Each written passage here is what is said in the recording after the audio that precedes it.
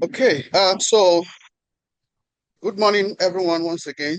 I think we've allowed enough time for as many people as possible to join us. Officially, I would like to bid you welcome once.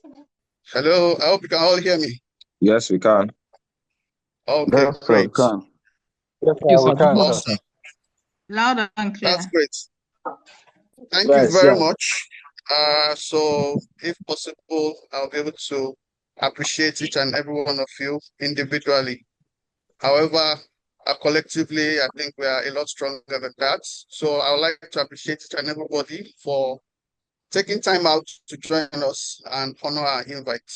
So without wasting too much time, once again, welcome you to the inaugural Oakleaf Vitamin D3 K2 clinical webinar series. So this is going to be a quarterly event, and each one will hamper on this specific therapy area that is actually impacting on the healthcare space in the country and Africa as a whole, as a matter of fact, and how best some of our vitamin D3 can be a solution to our practice and our patients alike.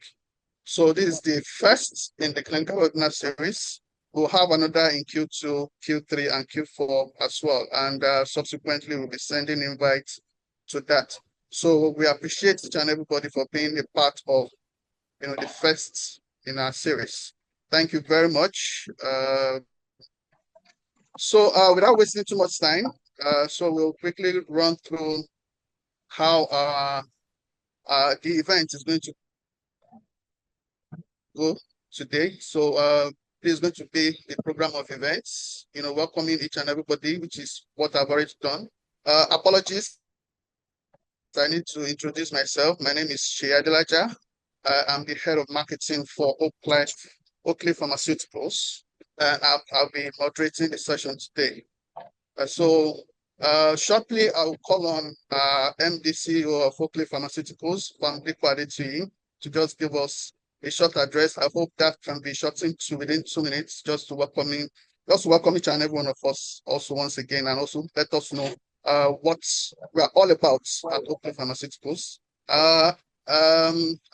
Housekeeping rules. I think I can just quickly run through that. I'd like you to mute your mics. If you are not the one speaking, please mute your mics. If you have any questions, kindly note them down. Possibly drop them in the chat section. Or if you need to, voice out your questions, please raise up your hand and will unmute you so that you can ask your questions. At the end of the meeting, this meeting is being recorded, so everybody needs to know that. And at the end of the meeting, we'll be able to share link for the recorded session for everybody. So that's basically it in terms of housekeeping rules. I think somebody's mic is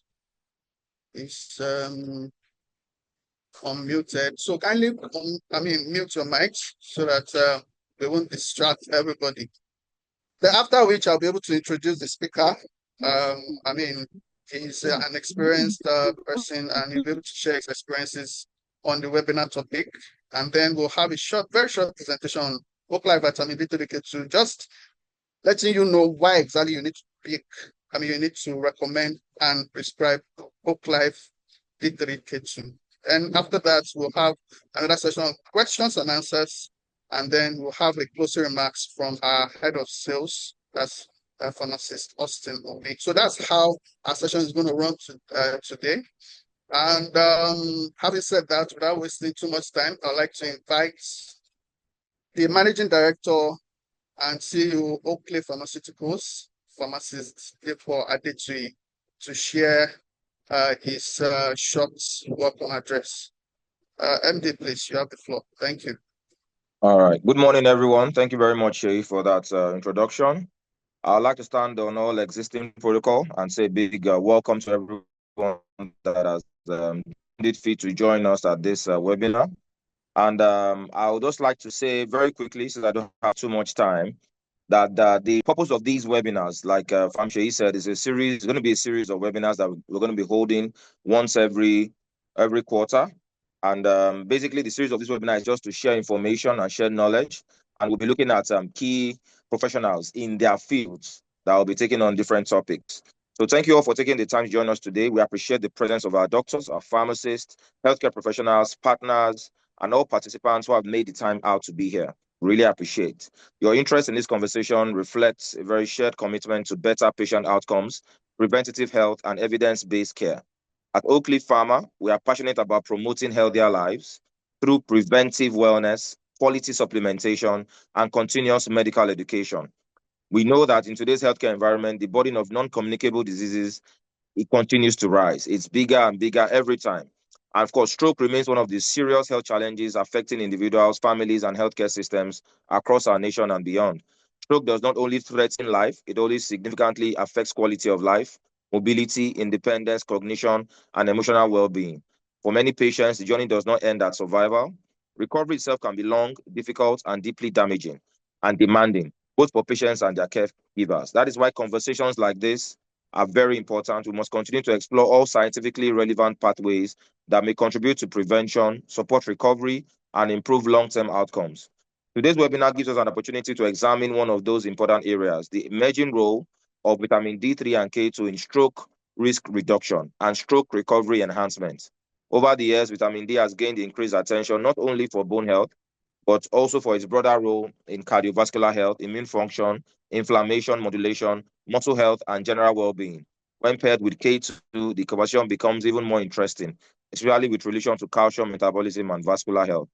We're especially honored to have with us Dr. Finton Ekochin, consultant physician and neurologist, who will be leading this session. Sir, thank you so much for honoring our invitation and for agreeing to share your knowledge and expertise with us. We are confident that participants will gain valuable clinical insights from your presentation and will leave this webinar better informed on the important subject. So everyone joining us, I encourage you to listen actively, take notes, and engage fully. I believe the session will be both enlightening and practical. At Oakleaf, we believe strongly that health education is a major part of health transformation. We believe that when the right information meets the right people, better decisions are made, better care is delivered, and better outcomes are possible. This is why platforms like this webinar matters to us all. It is now my pleasure to formally welcome all of us to this webinar and to invite us to settle in for what promises to be a highly informative session. Thank you very much, and you're all welcome. Have a good one. Thank you. Awesome. Thank you very much, my able MD, for that wonderful welcome address. So without wasting too much time, I'll stop sharing and allow Dr. Finton Ekochin share his slides. However, while we wait for his slides to come up, I'll just take about a few seconds, about 30 seconds to go through his citation, just to let us know, just wet our lips and let us know what we have in stock. So with his permission, I'll quickly run through his citation. But while I do that, please, you can go ahead and share your screen. So, ladies and gentlemen, it is my great pleasure to introduce our facilitator for today's webinar. So he is a highly accomplished consultant, physician, and subspecialty neurologist, and also an associate professor at Godfrey Okoye University in Enugu. He obtained his medical degree from Ebonyi State University, where he graduated as the best student and valedictorian with distinction across 5 subject areas. He completed his residency training in internal medicine and neurology at University of Nigeria Teaching Hospital, Enugu. He holds fellowship of the West African College of Physicians. His advanced training spans neurology, stroke medicine, epilepsy, neuroradiology, neuro-ICU care, and medical education with international clinical exposures, both in India and in the United States of America. He has served in several leadership and public health roles, including as the Honorable Commissioner for Health, Enugu State, and currently holds multiple academic and clinical appointments as a neurologist and medical educator. He has a special research and clinical interest in stroke, epilepsy and metabolic risk factors for neurological disease, and has been actively involved in stroke advocacy and public health education through radio, television, and professional conferences. He is a member of several professional bodies, obviously, including the World Federation of Neurology, the International League Against Epilepsy, and the Nigerian Society of Neurological Sciences. So today he'll be leading us to speak on the topic stroke risk reduction and stroke recovery enhancement, the emerging role of vitamin D3 K2 supplementation. So it gives me so much pleasure and honor, distinguished ladies and gentlemen. I'd like you to please join me in warmly welcoming the enigmatic, highly respected and accomplished Dr. Finton Ekochi. Thank you very much, sir. We'll all have the time to listen to you now. You have the floor, sir. Thank you very much, Sheyi, for your kind words. I send out my greetings to all participants, numbering 86 at this time. I thank the MD of Oakleaf Pharmaceuticals, Oakleaf. And it's an honor to be sharing something that has been dear to my heart. I have practiced medicine since 2003, and I've been a specialist doctor since 2016. Over these years, I have seen the limitations of Western medicine, and this has brought me at a cross point with my patients when they break down in tears and ask you, doctor, what can be done? You fall back to your training and you see that you can only continue giving them expert counseling, which does not wipe their tears. So that's the bedrock on which I started to look out for the evidence, and it led me to so much exposure with respect to a huge evidence to practice gap. Mark that word, evidence to practice gap. So science is evolving every day, and it brings things to the fore which we are free to adopt or not. So when it brings things to the fore, we call it evidence. When we adopt them into our lifestyles, nutrition, clinical practice, pharmacology, we call it practice. So there is a huge evidence to practice gap. And today's discussion is delving into just one of them, the emerging roles of vitamins D3 and K2 with respect to stroke risk reduction and recovery enhancement. So it's all about evidence to practice gap closure and invoking a paradigm shift in our way of thinking. So I hope also at the end to have set the stage for us to ask questions that we usually don't ask. And I will call these topics that we should take home as food for thought as research questions or hypotheses, which we should try to research further along, which I will be doing also. So this is my slide number one, and here we go.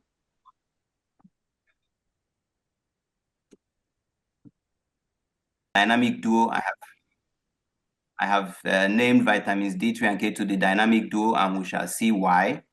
Then we'll look extensively into the evidence for prevention of stroke and extensively into the evidence for recovery, improving stroke outcomes. Then we'll talk about practical applications and then question and answers. So section one, the burden of stroke. This is a topic that so much has been said about. So I will not spend time re-emphasizing the obvious. Stroke is here, and stroke is number one. With respect to hospitals in Nigeria, daily admissions at the A&E, stroke is well above 40% of admissions on a daily basis. Hemorrhagic stroke, ischemic strokes, stroke in the young, stroke in the elderly. It's here with us. It's a big challenge. This picture shows you the distribution globally. It's a picture from 2009, so I can't say it's not any more valid, but the pattern hasn't changed that much.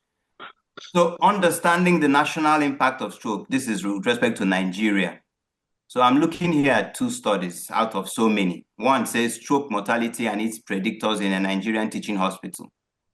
So in 2003, when I was just graduating, the picture then was that 33% of patients who experience a stroke die. And the remaining 66 or thereabout survive with deficits and a few without deficits.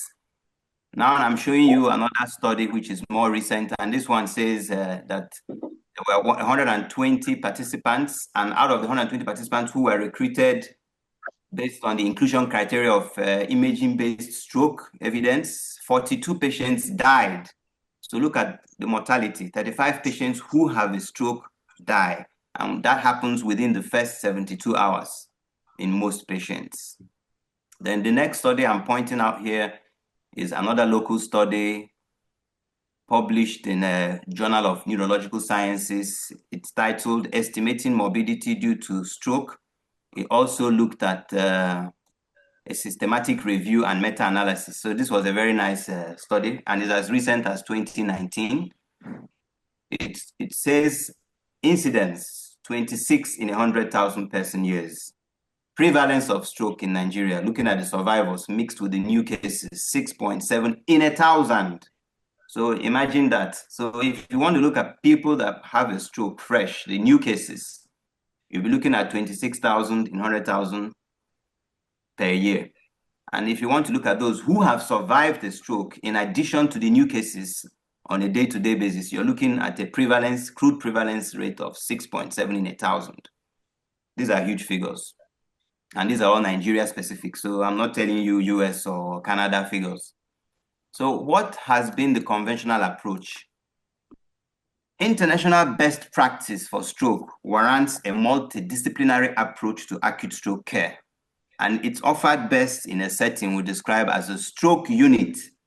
So hospitals with stroke units have shown dedication to managing stroke acutely, and they offer much better outcomes, much better acute care and survival. But look at this study I'm showing you. It's titled Stroke Units in Nigeria, a report from a nationwide organized cross-sectional survey. This study was published in 2022 and gives us information. 8.6% of 58 hospitals assessed, these were nationwide, only 8.6%, abysmal small number, had dedicated stroke units. So why am I bringing this to the front? We want to take care of stroke patients. Yes, we want to give them a survival enhancement. We want to adopt international best practice. But look at what we are doing. As at 2022, we are still 8.6% of hospitals that have managed to reach that level. And of course, we don't know what it is today in 2026. Have we added more percent, or have we, because of economic challenges, gone down below this percentage? I don't know. But what this slide is telling us is, if we want to save ourselves from stroke prevention-wise, if we want to increase our survival, we need to think of something else. Challenges abound, and we cannot meet the standards required for setting up stroke units. So this same slide says all the centers had multidisciplinary teams for their units. The basic required investigations like CT scans, ECGs were available. So these are the things that make you ready to have a stroke unit or not. And then the human resource is also critical. So I put up this slide now because we are going to make a pivot here. We're not here to discuss standard stroke care. We are here to look at what vitamins D3 and K2 can offer us. So this was the most apt slide I could find. When the going gets tough, as we have seen in stroke care in Nigeria, when the going gets tough, when the going gets tough, what happens? The tough amongst us get going. So we want to become the tough ones today and get going. Section 2, introducing vitamins D3 and K2. I've nicknamed them the dynamic duo. We need to clear our minds from secondary school education, basic medical education, where when you say vitamin D, everybody's mind goes to calcium, bone health, and they're avoiding rickets. we need to go beyond that today. So we also need to change our minds. I'm hearing some other speakers. So we also need to change our mind from what we've been told about vitamin K and blood clotting. These are correct information, but we have gone beyond that. Current evidence supports the notion that a combination of supplements D and K might be more effective than the consumption of either alone for cardiovascular health. So as we discuss vitamins D3 and K2 today, we also want to discuss the need to combine them, especially for cardiovascular health vis-a-vis stroke. As more is discovered about the powerful combination of vitamins D3 and K2, it gives a renewed reason to eat a healthy diet, including a variety of foods such as vegetables and fermented foods. Mark that word, fermented foods. That's the big deal nobody's talking about. Okay, so vitamin D, popularly known, nicknamed the sunshine vitamin. I asked the question, whence cometh thou? So this slide shows it. We see animal origin and vegetable origins. And then at the top there, left top corner, we see the skin. So whether you eat vegetarian or whether you eat meat, vitamin D is so critical for your survival that the body will not allow you be the primary driver. It rather goes ahead to produce it in your skin. And what's the building block for vitamin D3 in the skin is cholesterol. So ladies and gentlemen, when we call cholesterol bad names, beware, it is the building block for vitamin D. So I'm just pointing out things. What happens in the skin? UVB from sunlight converts it to pre-vitamin D and then ultimately to D3, which is cholecalciferol. Cholecalciferol is what we're taking in the diet. A healthy liver converts it to calcidiol, and healthy kidneys convert it to calcitriol. You see my emphasis on healthy liver and healthy kidneys, because when we talk about liver disease, they run into vitamin D3 deficiency because of a failure at that point of hydroxylation. And then kidney patients are so chronically known to have vitamin D deficiency. Why? Because they lack the second level of hydroxylation. So this diagram makes it all. Now watch out, UVB at the wavelength of 300 for fair skin persons and 315 nanometers for dark skin persons, which are the most population of Nigeria.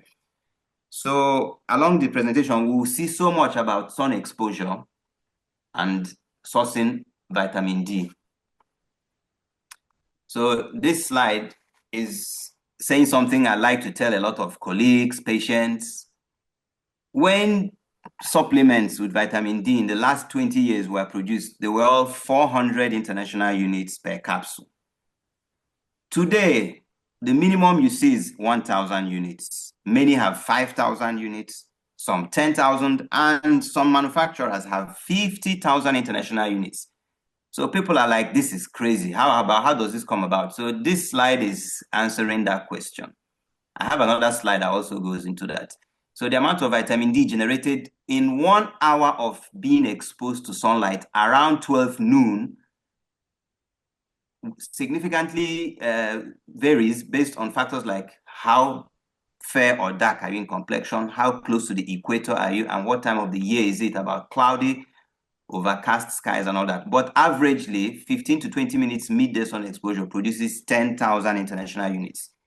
This is what I want us to take home. 10,000 international units average in just 20 minutes of being in the sunlight. So when you take a vitamin that has 5,000, you're way below what you can generate freely. Now imagine you spend 2, 3, 4, 5 hours in the sun a day, maybe as your occupation warrants, you're a gardener, you're a barrow pusher in the market, whatever. People go to 50 and up to 100,000 units produced by the skin in those individuals in a day of several hours exposure. So let's open our minds to how much the body can handle vitamin D. Now, I also want to name vitamin D3 as a bridging vitamin / hormone. It's perhaps the only vitamin that can qualify to vie for an election to be nominated and elected as a hormone. No other vitamin can try that like vitamin D3. Because the body produces it, as we saw in the skin, which is not the case for so many vitamins. Again, it has nuclear access. That's why I say vitamin D3, a vitamin/hormone with nuclear diplomatic access. It enters the nucleus. So I'm not going to start breaking down what vitamin D receptor and retinoid X receptor all means, but just look at the right side of the slide. You see vascular endothelial growth factor. I don't know if you can see my pointer going around it. So look at it, vasodilatation, anti-inflammatory effects. Nitrogen oxide synthase, NOS. It's a potent vasodilator. So when we look at studies and we see studies showing vitamin D favors blood pressure reduction, you see how come. When we say it reduces vascular inflammatory changes, you see how it comes about. It's an extensive effect of its nuclear messenger RNA transcription influencing capacity. Okay, so I know what it took me to distinguish between vitamins K1, K2, and K3. I had to basically go back to reading my biochemistry. And I did that because I needed to understand the studies I was reading and what they were all talking about. So this is a slide to try to simplify it all. Vitamin K1 is the vitamin K we all talk about every day. The vitamin K that drives the intrinsic and extrinsic blood clotting pathways. The vitamin K we give to women who deliver and have significant postpartum bleeding. Vitamin K we use for patients with kidney disease who may have bleeding problems. But today we're not discussing K1, which is phylloquinone, largely from plant origins. We're discussing vitamin K2. Vitamin K2 has subfamilies based on side chain length, which two major ones are 4 carbons, like the one in the diagram at the center, and then 7 carbons, the one at the bottom. So they are called MK4, vitamin K2, MK4, vitamin K2, MK7. These are just two popular examples. K2, MK7 is from fermented foods. I told you we'll talk about it more. And then MK4 version of K2 is from eggs, cheese, and some other foods. And at this point, I will tell us that you may say these foods are not part of our daily diets. Our bodies already know that. So what does it do? A lot of vitamin K1 and K2 are produced by colonic bacteria. Colonic bacteria is a very, very important source. In fact, it's the major source for where we do not take enough dietary forms of K2, K1. So look at the right corner there. It says menadione, vitamin K3. Vitamin K3 is largely synthetically produced. It's used by the veterinary doctors much more than any other group. So we are not so much interested in that. So I hope we've distinguished K2 from K1. So let's look at K2. What does it do? It does two fantastic things. I learned all these things recently. I never knew them as a medical student. I never knew them as a resident doctor. What are those things? Carboxylation of proteins. K1 does carboxylation of proteins that help them become active blood clotting agents. K2 also carboxylates proteins. Two major proteins, MGP, matrix GLA protein, and osteocalcin. Matrix GLA protein, when activated by K2, is a calcium binder. What does it do? It is activated in the endothelium, the tunica intima of blood vessels, arteries specifically, and it chelates, strongly binds calcium and removes them from the arteries. This job of K2 has been grossly overlooked. It therefore prevents calcification of arteries and subsequent hardening of arteries. Do we remember that the hardening of arteries is the driver of peripheral resistance, which is a driver of hypertension, which is a driver of stroke? So you see the direct link, it forms through that pathway.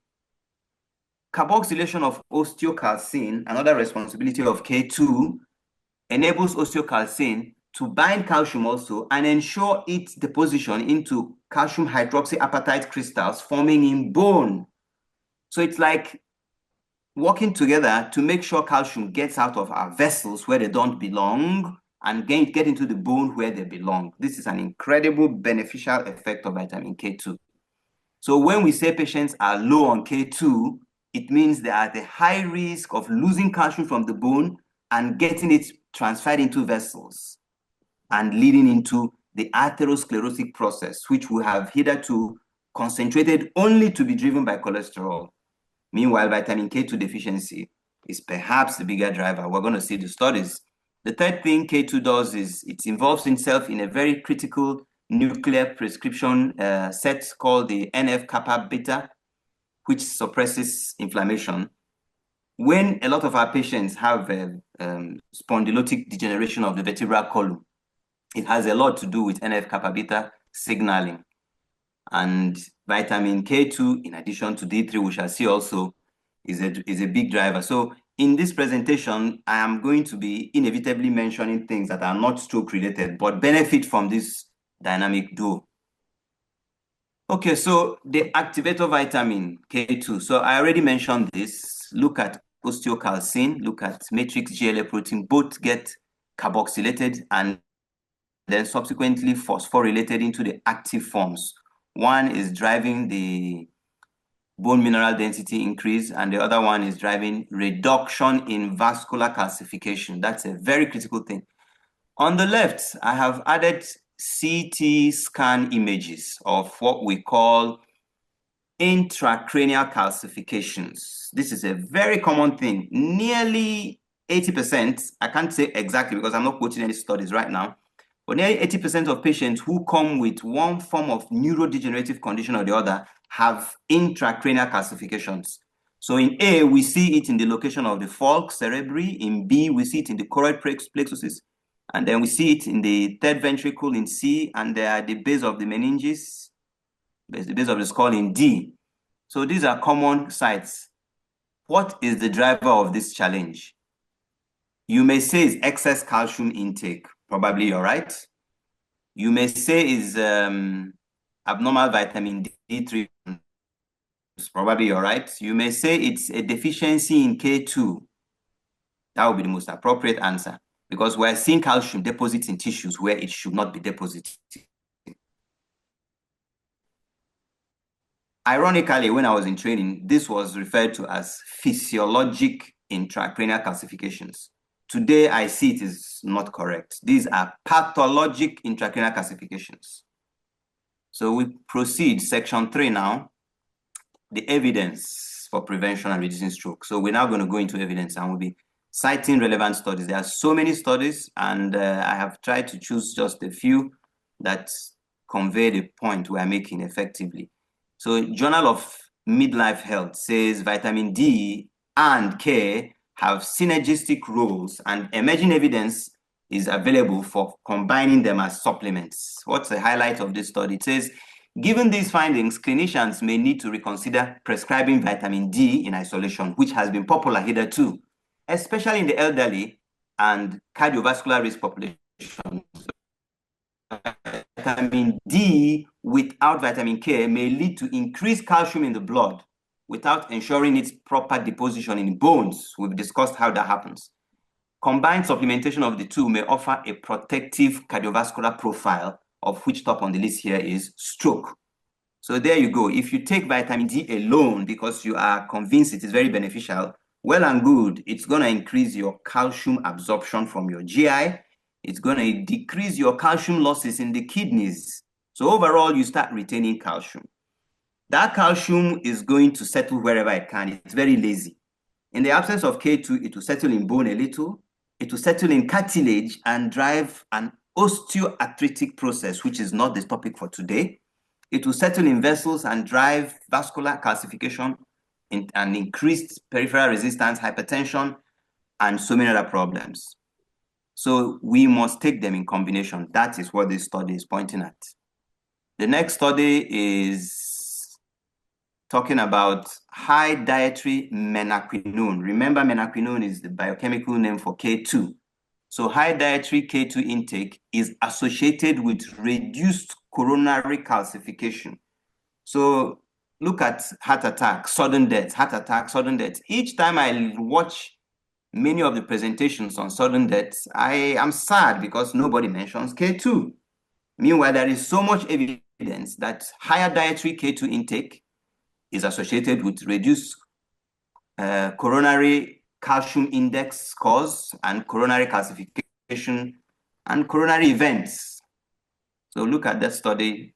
It's published in 2009. You may say it's old, but has the biochemistry of our functions changed? No, it hasn't.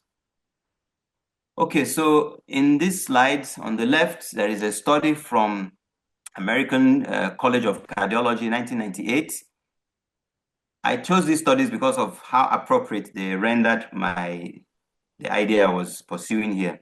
So it says arterial calcification and not lumen stenosis is highly correlated with atherosclerotic plaque burden in humans. It looked at 723 coronary artery segments. So what is going on here? When we do scans to look at the coronary vessels, coronary angiography specifically, we identify lumen stenosis. But this study is telling us that the calcium deposits in the tunica intima and tunica media is more of a driver of the atherosclerotic problem than just measuring the lumen stenosis or how patent it is. So in other words, if coronary vessels are largely stenosed, but arterial calcification is minimal, that coronary vessel is going to survive morbidity and provide the patient with better quality of life than if it were the other way around. That's what this study is saying. Now, there's a surprising link between vitamin K2 and blood pressure.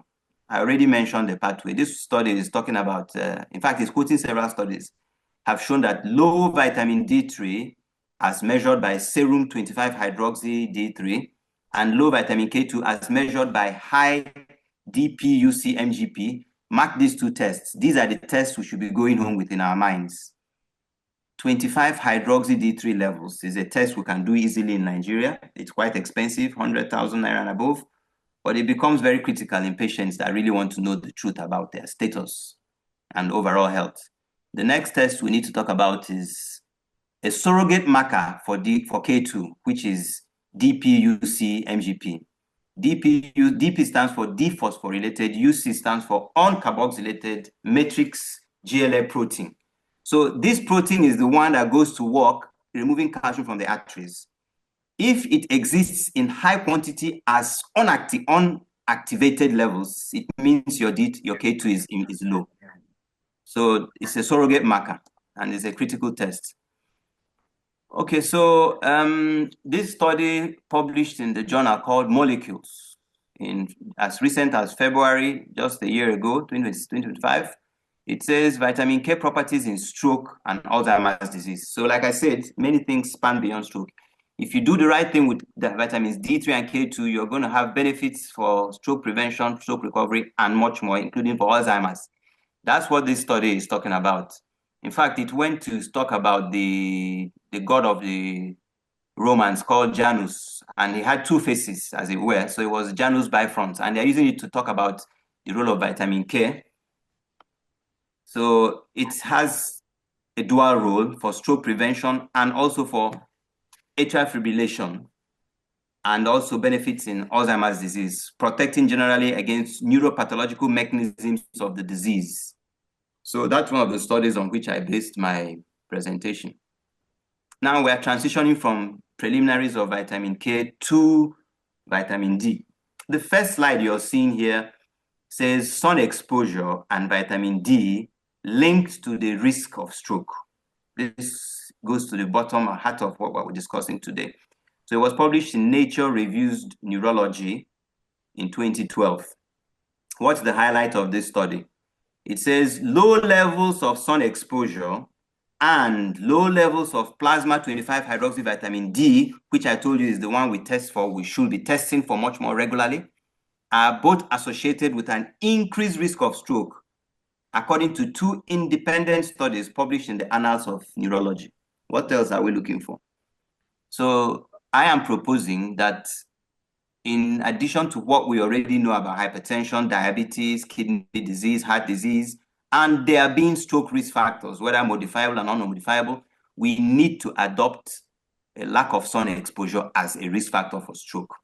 We need to adopt a low level of vitamin D and vitamins K2 as stroke risks. These are my proposals. It's a food for thought and all that. So benefits of proper vitamin D levels. This is another study. I'm giving us the DOI citation at the top there, left side. So what happens when you appropriately get vitamin D into the normal range? You are reducing parathyroid hormone and inflammatory effects. You're slowing the progression of atherosclerosis, separate from K2, control of degeneration of axons and dendrites in the brain. So that's where your support for stroke recovery comes from. On the right, the role of vitamin D in stroke prevention and the effects of its supplementation for post-stroke rehabilitation. So the topic for today is not just stroke prevention, but those that have had a stroke, what can we do? We are looking at evidence before us, which says that vitamin D supplementation is of particular importance in the context of reducing risk of stroke, which it has been modified, which has been proposed to be a modifiable risk factor. So that's what I just said now. Okay, this next slide, I'm going to get a little bit faster. 25-hydroxyvitamin D and symptomatic ischemic stroke, an original study and meta-analysis. What was the conclusion here? In this large population-based study from 2012, we observed stepwise increasing risk of symptomatic ischemic stroke with decreasing plasma 25-hydroxy D3 concentrations. This is from a meta-analysis. So what population of the study? 10,170 individuals from Copenhagen in the Netherlands. That's where the study was done. Look at the evidence and distribution for ischemic and hemorrhagic stroke. So vitamin D levels correlate inversely with both hemorrhagic and ischemic strokes. That's what the study is talking about, published in American Neurological Association Journal. The next slide here, look, there's a picture on the left showing you an advanced atherosclerotic vessel. And it says on the right, how D3 and K2 combat arterial stiffening. Look at the study here, published in the Journal of Hypertension in 2017. It says joint association. It's talking about combined association of low vitamin D3 and K2 status with blood pressure and hypertension. So during a median follow-up of 6.4 years, 62% of the participants developed hypertension. The combination of low D3 and K2 was associated with increased blood pressure and a trend for greater hypertension risk after adjustment for other confounders. So low D3, low K2 drives hypertension, drives stroke directly, drives stroke risk indirectly by driving up hypertension and other risk factors. So you see it's direct and indirect player. The next slide, atrial fibrillation. Atrial fibrillation is a cardiac arrhythmia. It's a big challenge for cardiologists. It's very common these days. And this study is looking at the effect of vitamin D3 supplementation on AF, atrial fibrillation, in a large population of Finnish women. And it was titled the Finnish Vitamin D Trial. What's part of the discussion? These post-hoc analysis suggests that high-dose vitamin D supplementation may reduce incidence of atrial fibrillation in a generally healthy, largely vitamin D deficient elderly population. You see, so overseas with insurance, they run these vitamin D tests much more easily and on a larger scale. So they are very well able to quickly draw up populations that are deficient in D3 and use it to build statistical evidence for this. It was published in American Heart Journal as recent as 2022. So atrial fibrillation is a stroke risk factor, especially for embolic type of ischemic strokes. So here we are, we can reduce the likelihood of atrial fibrillation and the risk of stroke through this angle of approach. Section 4, evidence for recovery. So we've discussed highlights of D3K2 for stroke prevention. Now let's look at recovery from stroke. So the word neuroprotection becomes key here. When the brain is injured for any reason, like by stroke, its ability to protect itself from further injury is very key. So neuroprotection in the acute phase, can supplementation limit damage? That's the question. Look at this study published in 2022 in a journal called Antioxidants. It says vitamin D3 and ischemic stroke, a narrative review. So the stimulatory effect of D3 on brain-derived neurotropic factor, BDNF. So BDNF is the messenger in the brain for repairing the brain. So D3 has been seen to be able to signal on neuroplasticity and increase the role of BDNF, enhancing recovery of neurological functions. Even further, it also shows evidence for ameliorating post-stroke depression and anxiety.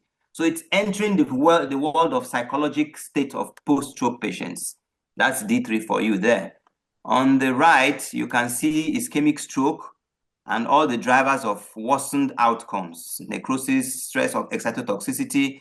And at the bottom right, you see possible neuroprotective effects of D3 in ischemic stroke. So you see glutamate excitotoxicity and neurotropic factors.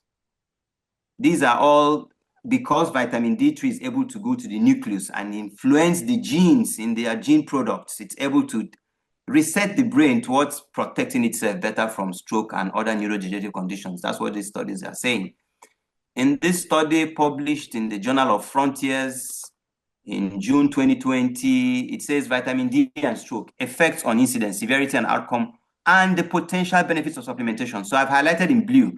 The literature shows that vitamin D deficiency is a significant risk factor. So already they've adopted it as a risk factor for ischemic stroke. With sun exposure, sex, age, race, diabetes, and genetics also playing a role. So stroke severity, short and long-term outcomes also worsen with vitamin D deficiency. The evidence is overwhelming, ladies and gentlemen. So look at this one, building a robust defense against repeat stroke.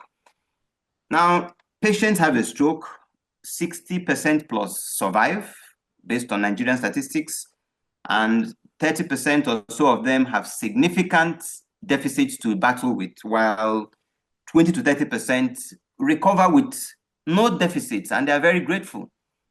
But these patients have had a stroke and recover very well are at a high risk of repeat stroke, because we know that stroke is a stroke risk in itself.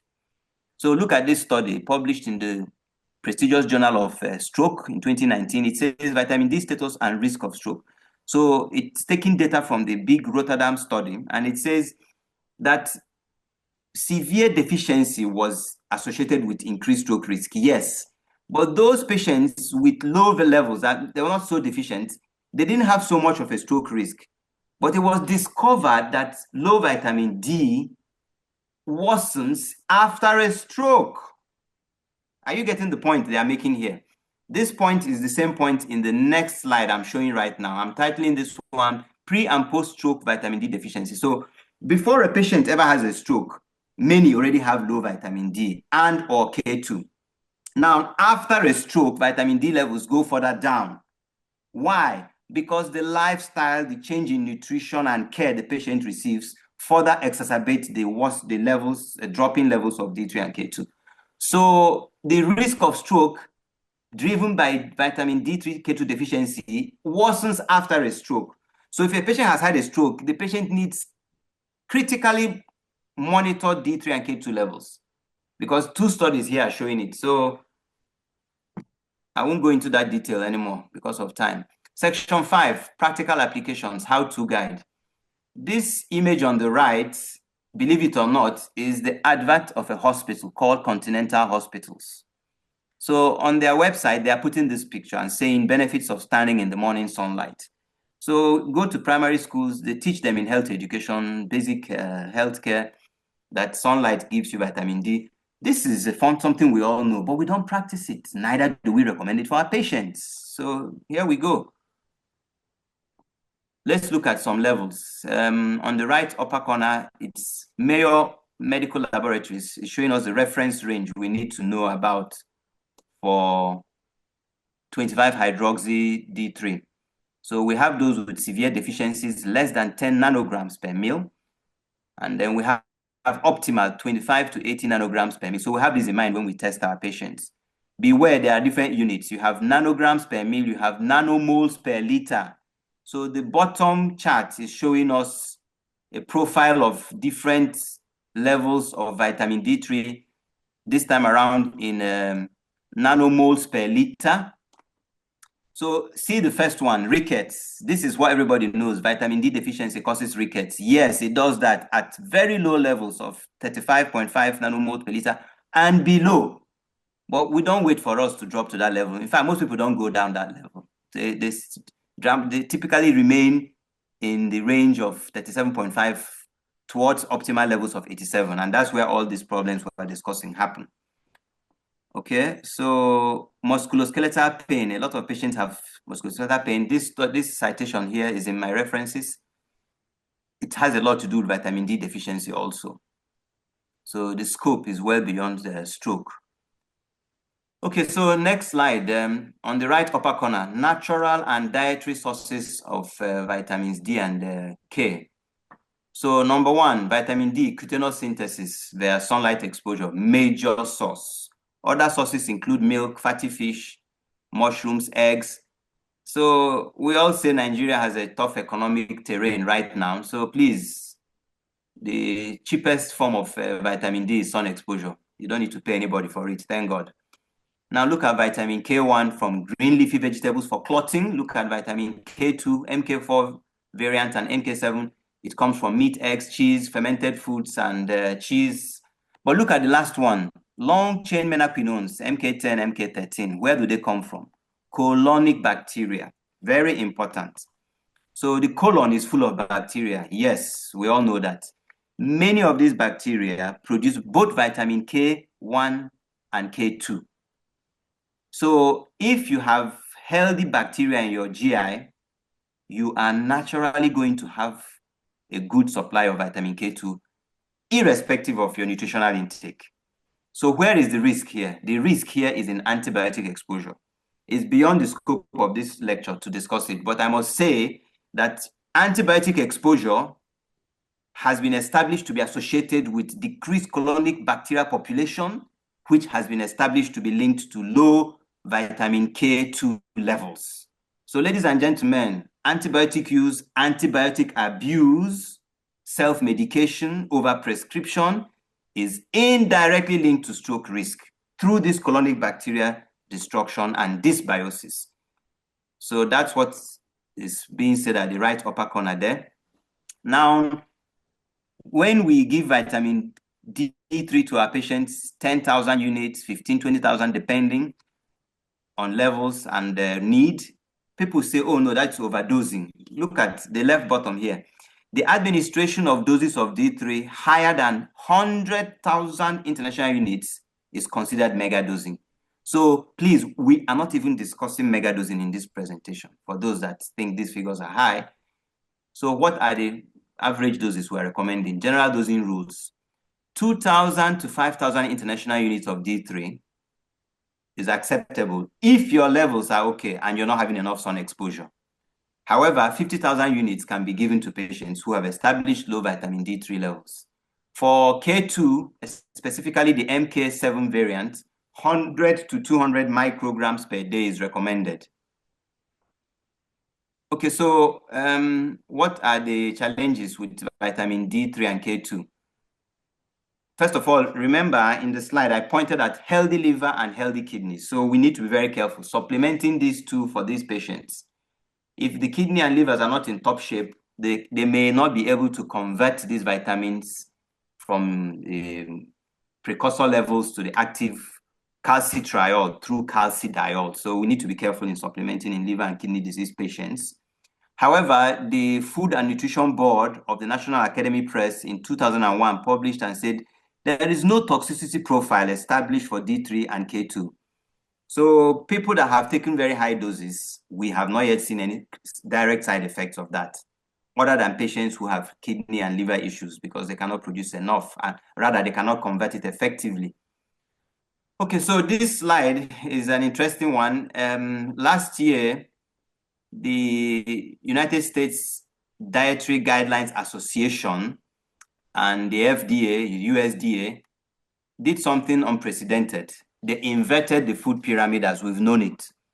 Look on the left, in the black box there, you have the 1992 food pyramid, which has been largely upheld till 2025.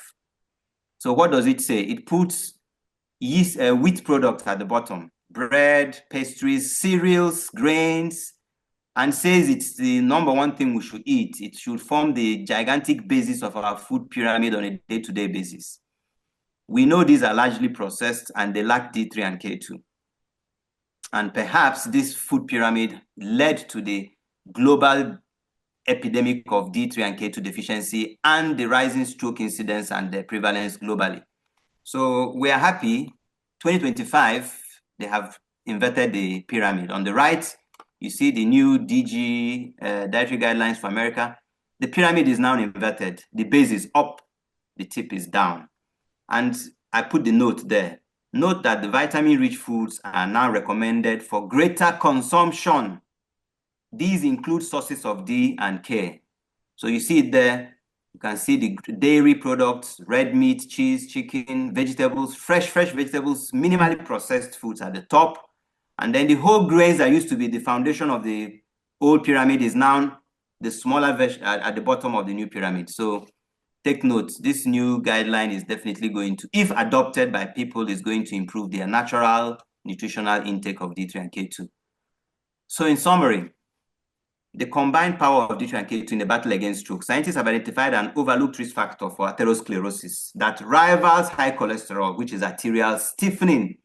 Arterial stiffening is more than just plaque formation associated with occluded arteries. Stiffening rather damages fragile capillaries that perfuse tissues. They lose their suppleness and ability to regulate blood flow and driving high blood pressure.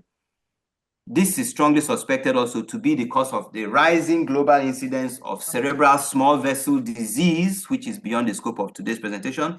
In addition to causing high blood pressure, arterial stiffening can lead to organ damage and heart attacks, strokes, as are today's topic. Combating loss of arterial flexibility can be as simple as incorporating 2 nutrients into your daily regimen. Studies as presented here and much more show that vitamin D and K2 play an essential role in slowing and even preventing arterial stiffening. So I added some emerging stroke risk factors here for discussion. So look at them. It's no more talking just BP, diabetes, and all that. Look at low vitamin D, low vitamin K2, sun exposure deficiency, antibiotic-induced enteric dysbiosis, the use of sunscreens, and the ingestion of processed foods. This may be a foundation for our discussions. Thank you very much for your audience. And I think I have delivered slightly above only. Thank you all. Fantastic. Thank you so much. Thank you. Wonderful, sir. Really appreciate this an amazing presentation. You've gone well and above, you know, your delegation really, and we can't really appreciate you more than what we are doing at the moment. So once again, thank you so much for that insightful session.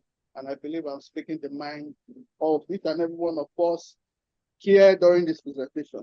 I mean, yes, you went beyond the allotted time, but I couldn't stop you really because there is so much, you know, educative and informative sessions that you are giving us, and it would be an injustice to everybody present to say, okay, trying to rush you. And as a matter of fact, I've learned quite a whole lot more within the few time that we've allotted to you than, you know, any form of study that I've done for myself. So thank you once again on behalf of, you know, the staff and management of Oakleaf. Really appreciate the submission. So I believe there may be questions from members of the audience. Like I mentioned earlier, if you have any questions, you may just quickly note them down in the, you might write them down if you want to ask questions. Shortly in the next few minutes, we'll call everybody up to ask your questions, or you can just type them in the chat section. We'll go through that and your questions will be answered. However, before we go into that, I'll quickly like to share, you know, one of the key reasons why we're here. Our speaker has, you know, given us so much information regarding the importance of the combination of vitamin D3, K2 to stroke prevention and also, you know, recovery, stroke recovery enhancement in our patients. My job here is now to, you know, basically let you know that Yes, there are quite a few other brands of vitamin D3K2 in the market. However, your brand of choice really should be Oakleaf D3K2. And I mean, I'll go without missing words. That's basically the reason why we're here. So my own presentation is just going to be very, very short.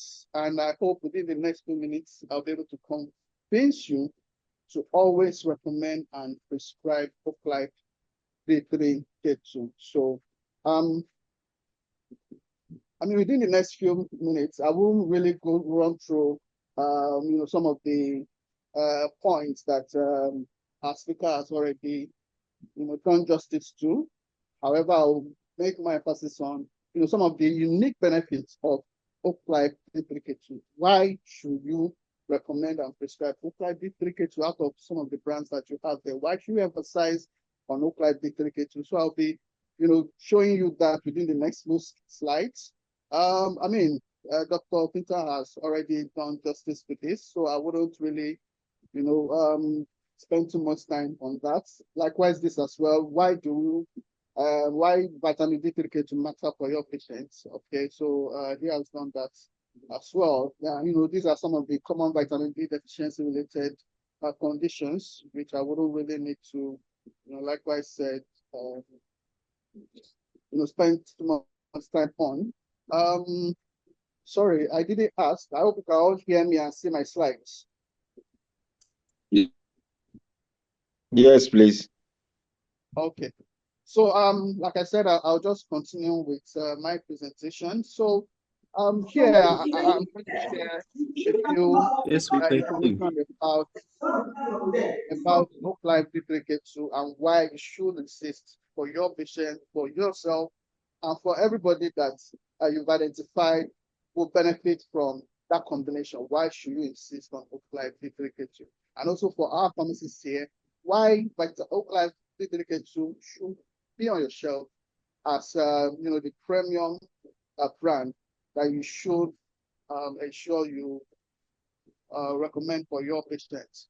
So the power of the synergy of D3 and vitamin K2, I mean, so much has been said on that already. Some of the merits our speaker has also highlighted that D3 alone is an incomplete solution. K2 also transforms the supplementation and from adequate to optimal.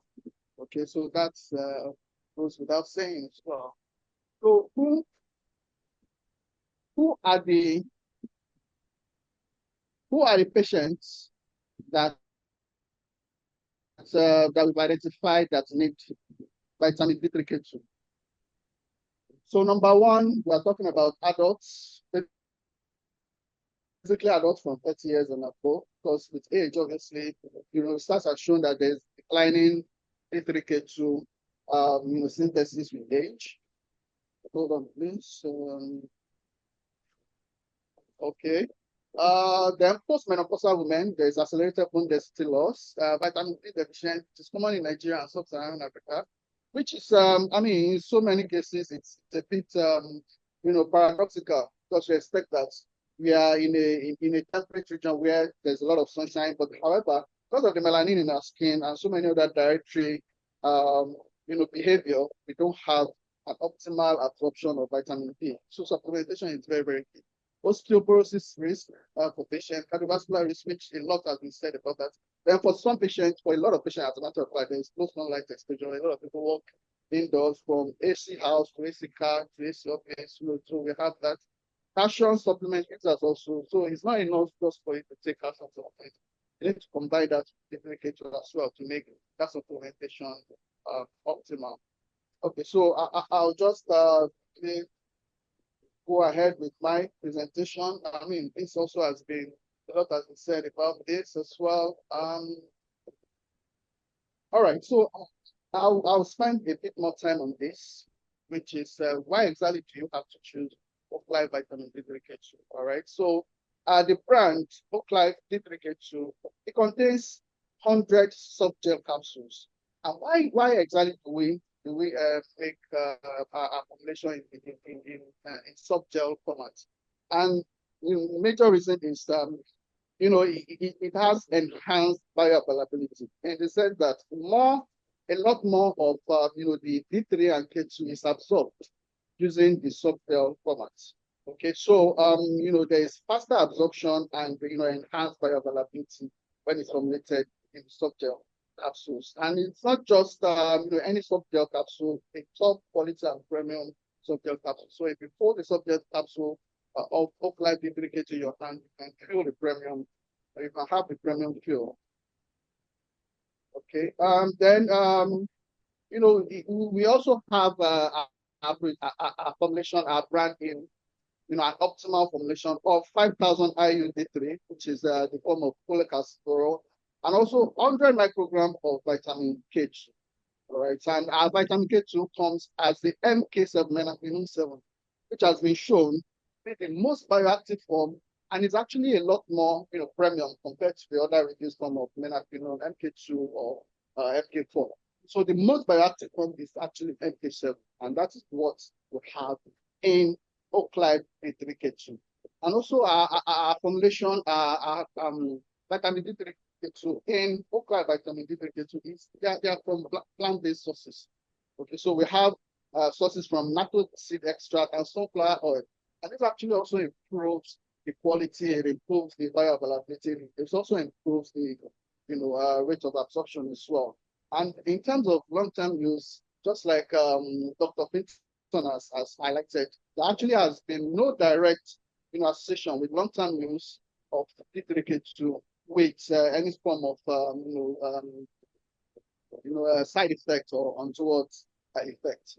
So our brand is backed by Oakleaf Quality Heritage. We've been in the supplementation industry for quite a while, over 15 years, as a matter of fact. So we have that heritage on check. Okay, so you can be rest assured that you are getting the best quality brand of D3K2 for your patient. And that is the reason why you must ensure your patients have Oakleaf vitamin D3K2. Okay, so in terms of the recommended dose, one subject capsule daily, you can take it with water and also with a fatty meal because it is fat soluble, so we can take it with fatty meal. And for research base, you can use daily for at least 9 months for optimal outcomes, optimal for best clinical outcomes. All right. So these are some of the other key benefits which we're also going to emphasize in subsequent webinars. So we're talking about stroke prevention and stroke recovery today. All right. So some other key benefits that you can gain from D3K2, we have stronger bones, immune resilience, muscle function, mental health, and because we have our brand coming from the plant-based quality, we are sure that D3K2, Oakleaf D3K2 is a superior brand for your patients. All right. So what's the call to action here? Why are we, going up and about, hammering on the Oakleaf D3K2? And it's because we want your patient to have the best, to have access to the best brand. So for our prestigious physicians, prescribe and recommend Oakleaf vitamin D3K2 softgel capsule to your patients every day. For our pharmacists, ensure you have Oakleaf D3K2 on your shelf. Okay, so it should be the first option you recommend to your identified patients. And to caregivers and self-supplement enthusiasts, always request for Oakleaf D3K2 when you want to purchase the vitamin D3K2 combination. And you can also order from our website. All right, so I'll share our contact details here. All right, so this is basically the parts of our presentation, letting us know the benefits of supplementation with vitamin D3K2 and why exactly Oakleaf D3K2 is the best option for you. With these few slides, I believe you can already, during the course of the presentation, you're already thinking of 1 or 2 persons that you feel will benefit from this. And I wouldn't want any of us to waste time to recommending Oakleaf D3K2 to our patients. Okay, thank you very much once again. And I think we still have time to take questions. So if there are any questions, please raise your hand so you can unmute your mic and ask your questions. Thank you very much. So any questions? Let me check the comment section if we have any questions so far. Okay, so Sheyi, please, I've seen a lot of questions in the chat. questions, okay. Should I start answering the questions in the chat? All right, sir. So let me start with, I'm going to the chat now.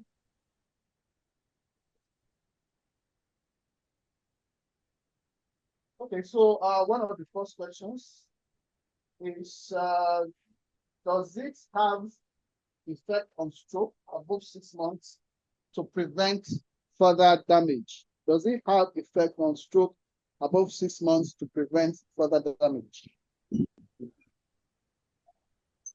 So thank you very much. I wish to thank the audience for the compliments they have all shared on the chat platform. And then the questions. The question, Sheyi, you're bringing up is not the first in the series of questions. Dr. Afolabi asked the first question. So if you permit me, I would like to start with Afolabi, the first question. Okay, that's fine, sir. You can go ahead, sir. Okay, so he or she is asking about vitamin K2 and its potential to interfere with blood clotting. Yes, K2 has similar behavior to some extent with K1. And K1 is your number one bleeding protector, protects you from bleeding abnormally. So K2 to some extent can also do that. So his question is, does it not become a risk for patients who should be allowed, who have excessive clotting tendencies, and you wish to kind of use an anticoagulant? So my answer is straightforward. At the recommended daily dose of 100 to 200 micrograms per day, K2 has not been seen to produce K1-like effects that are significant. So there is nothing to bother about at the recommended K2 doses. If the next question, my mom is 71 years old and she stays a lot indoors. And she has suffered from a stroke a year ago. So that's exactly what one of the studies I presented is talking about. She used to come out to the sunlight before she had a stroke. She now had a stroke and then is indoors. And her D3 levels have dropped precipitously, I guess. So it would be nice to go and do her D3 levels for the person asking the question and use it as a guide to know how aggressively you're going to, one, bring her out into the sunlight and supplement D3 also, dietary and supplement-wise. That would be that one. Then sharing of slides. The slides is with Oakleaf Pharmaceuticals. So you decide on how you are sharing them to the participants. Does it have effect? Okay. Does it have effect on stroke above 6 months? See, D3K2 and the studies show evidence for reducing the risk, the likelihood of occurring. It shows for improvement in recovery. By 6 months, what we call neuroplasticity has progressed to a very large extent. So I don't think it's going to make significant improvement in the residual deficits, but it is going to continue to give the brain neuroprotection in case another stroke happens, and it's going to continue to give the brain protection from another stroke generally. So that's it for the 6-month case. The next question says, what are some fermented foods in Nigeria? Good question. Fermented foods include pap, fermented millets called masa or waina in some areas. Then from cassava, you have gari. From cassava, you have fufu. From cassava, you have abacha. From millet sorghum, you have kunu and kunu zaki. You have pito, you have brukutu, you have palm wine, you have nunu from the Fulani, and you have iru, locust bean fermented, ogiri, uba. From cow's milk, you have wara. So that's a list of fermented foods that are popular in Nigeria, but there are even more than that. And nobody stops you from fermenting foods like it's done in other countries. So the sky is the limit to fermenting foods and getting the benefits, provided you do it properly. Because if you make mistakes with fermentation, the wrong organisms will produce toxins and you'll be sick. Be careful about that.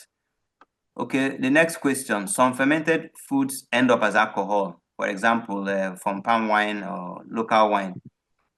So alcohol, it's a natural end product, especially by yeasts. bacteria don't ferment to produce alcohol. It's mostly yeasts, like palm wine is fermented by a yeast to produce alcohol. So you have to judge that by yourself. You don't take quantities that intoxicate you. We all experience alcohol in many of the churches as Christians because the Holy Communion in so many churches has alcohol. You don't get bothered about that. So let that be your guide. Then the next question,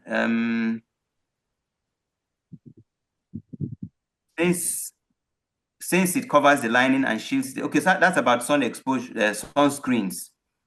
So sunscreens, it was introduced to the Caucasian population because they did not have enough melanin to protect themselves. So it's ironical when the melanin-blessed, melanin-rich West Africans start to apply sunscreens also. Melanin is far superior to any sunscreen in protecting you from UV damage. So if you don't have melanin because you have done something untoward to your skin or you are genetically an albino, I consider you the small population that will need sunscreens. So, and if you need sunscreens as prescribed by your dermatologist in that category, please go ahead and use it. Also note that wearing a white long sleeve shirt made of cotton gives you some protection factor 10 to 15 already.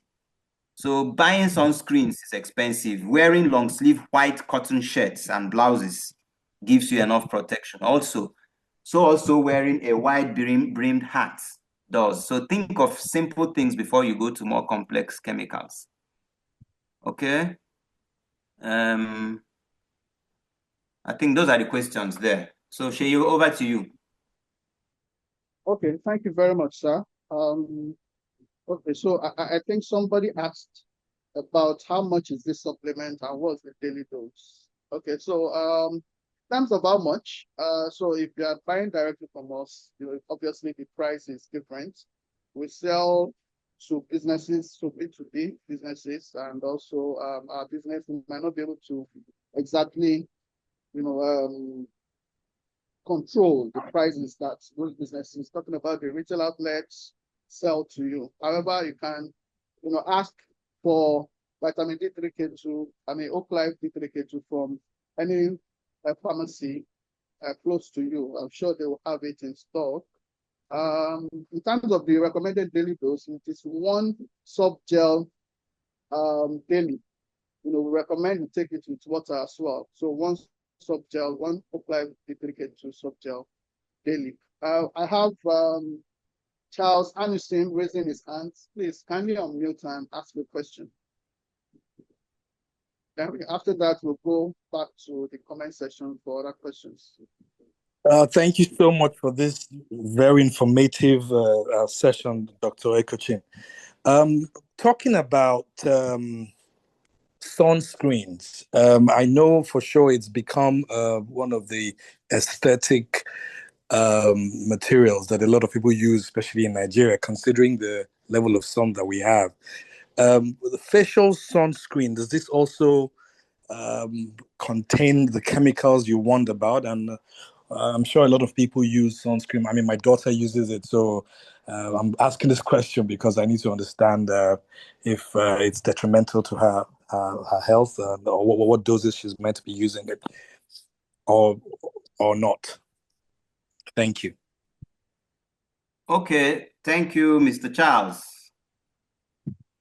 The skin of individuals all over the earth have been perfectly adapted to the amount of sun they are exposed. The face has also been perfectly adapted to the increased amount of sun exposure it experiences beyond that of the entire body. So coming in with band-aids like sunscreens, you're kind of telling nature or God, if you are a person that believes in God, that he made a mistake in protecting the skin.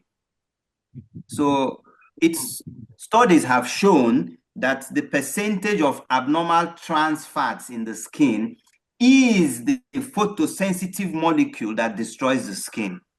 I'll say that again. The amount of abnormal fat in the skin, specifically a type of fat called trans fats. These trans fats come from nutritional. You take them. So trans fats find their way all over the body, including the skin. And when trans fats are in the skin, they are very photosensitive. When you get exposed to sunlight and your skin starts to react, it is not the sun excessively damaging your skin. It is rather the sun catalyzing the trans fats into a chemical state that irritates the skin and might even accelerate skin cancers. So photo exposure, sunlight exposure, and photosensitivity, sunlight sensitivity, has a lot to do with the abnormal fat in your skin. So look into that rather than trying to block the sun from reaching your skin and giving you the other benefits. I think that should take care of that. Okay, Madam Sandra, you raised your hand. Please kindly unmute and let's have your question, please. Yes, thank you very much. I want to start by thanking Prof for that wonderful presentation. It was really an eye-opener to me, especially especially having managed patients with stroke for a long time now. So I've really learned a lot. Thank you, sir, for the presentation. And then secondly, I don't know, probably he skipped my question. I wanted to be very specific so that when I'm counseling my patients on, the exposure to sun in the morning, I'll be specific.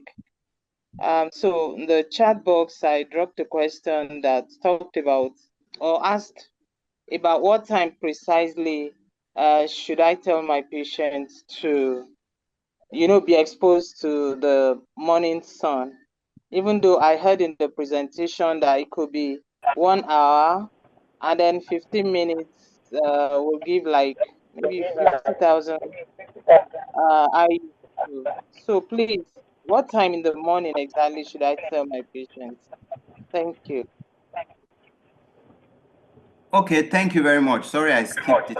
That's 2 hours before noon and 2 hours after noon is the peak sunlight for that day. And it's the sunlight that is richest in UV light, actually, in the UV spectrum. So the studies that measured vitamin D synthesis in the skin did that 2 hours before noon and 2 hours after noon. So it's a 4-hour window. That would be your maximum. But you don't need to. If you make it a routine to enjoy the much more pleasant early morning sun, I recommend anytime from sunrise till 10 a.m. Anytime from sunrise till 10 a.m., you will be getting adequate exposure, provided you expose the body. You don't come out wearing long sleeves and all that. So that would be my recommendation.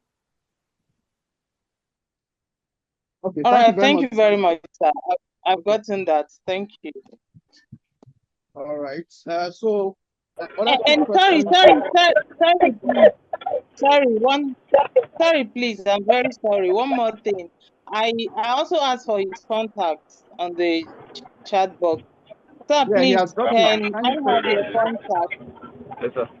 Sorry, sir. Your contact will really help. Thank you. So if you check the chat box, his contact is already there. You can check. You can check again. All right, thank you.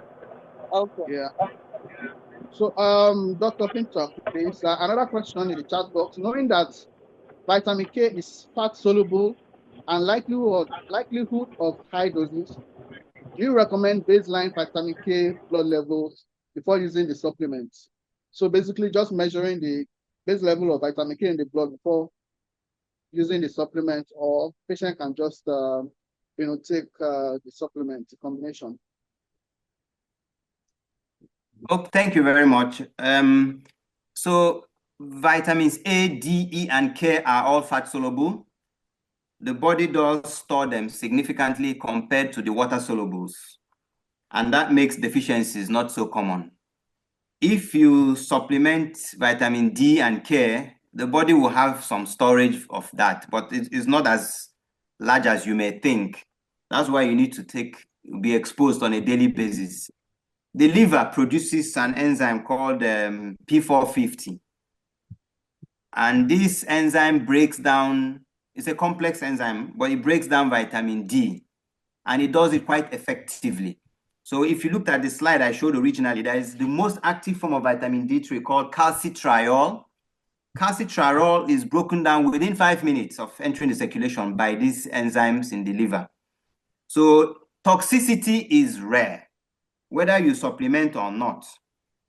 If you're worried about overdosing it by supplementation, does it mean you are worried about anytime you step out into the sun that you're going to have vitamin D overdose? No, it's not. It doesn't happen that way.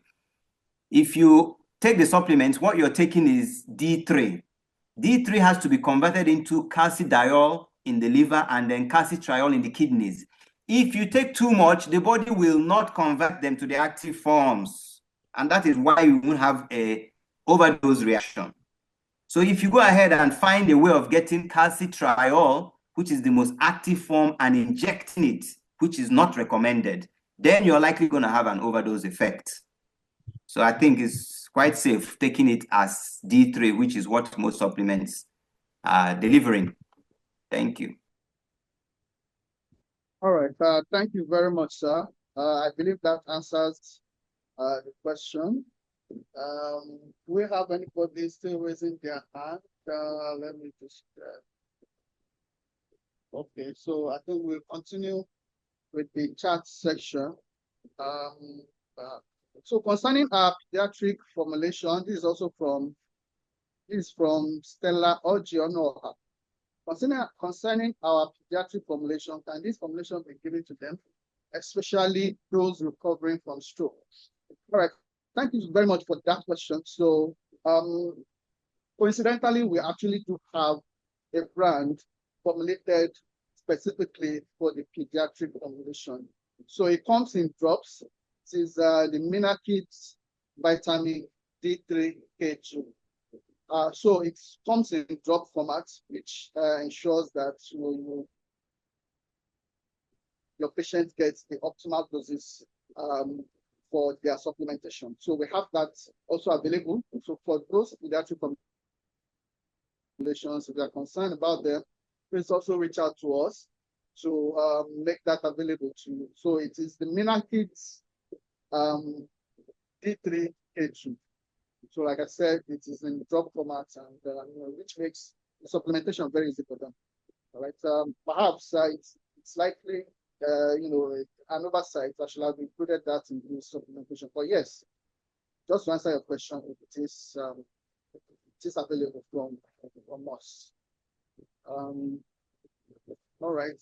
So do we still? I think that brings us to the end of the questions in the chat section.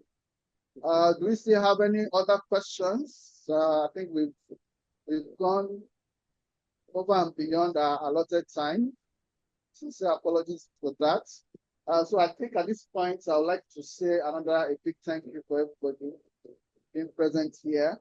So without wasting our time further, if somebody, thank you very much, Dr. Fintan. So without wasting too much time, I would like to call on our head of sales, pharmacist Austin Obi, to say, his closing remarks. Pharmacist, please kindly unmute and let's have your submission, please. Okay. Yeah, thank you very much, Famshay. I wish to especially thank our erudite presenter, Professor Fintan Ekoshin.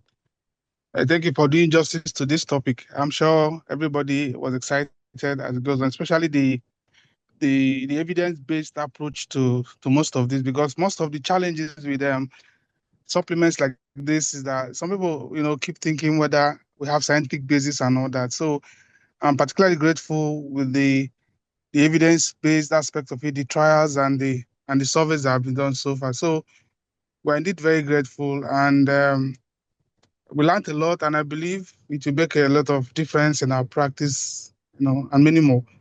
So also I should thank everyone for attending, the healthcare professionals, the doctors and the pharmacists and the general public. It's obvious that our Oakleaf vitamin D3K2 has a strong place in our everyday practice and lifestyle. Not just for stroke prevention, management and all that, as well as other cardiovascular conditions, but also the bones, the mood, immunity and every other thing like that. So Today we're looking at it from the stroke perspective. There are many more that vitamin D3K2 can do, which I'm sure with time we keep espousing that. So, and then for the healthcare professionals, we appreciate your continued partnership and support. I believe that right after here we will be visiting your consulting rooms and your premises, to continue this engagement, so as to ensure that our patients and the general public benefit from all the presenters shared today. So mine is basically gratitude, and I believe that from where we can go out there and achieve more with this product.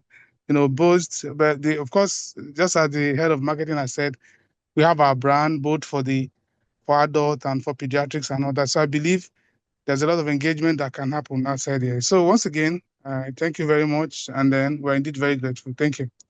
I thank everyone. Thank you very much. Thank you very much. Thank you so much, Dr. Tegochi, for your time, and also thank you very much for our invitees for joining us for this webinar. Please look out for our invitation for the next one coming up in Q2. Like I mentioned earlier, it's going to be a quarterly session. Look out for the next one we're going to have, and we'll be looking forward to having you once again. So for those asking for the slides, we're going to put the presentation slides and the recording also on the repository, and we'll be able to share the link to you by mail. So please look out for that as well. So thank you once again for your time, and enjoy the rest of your weekend.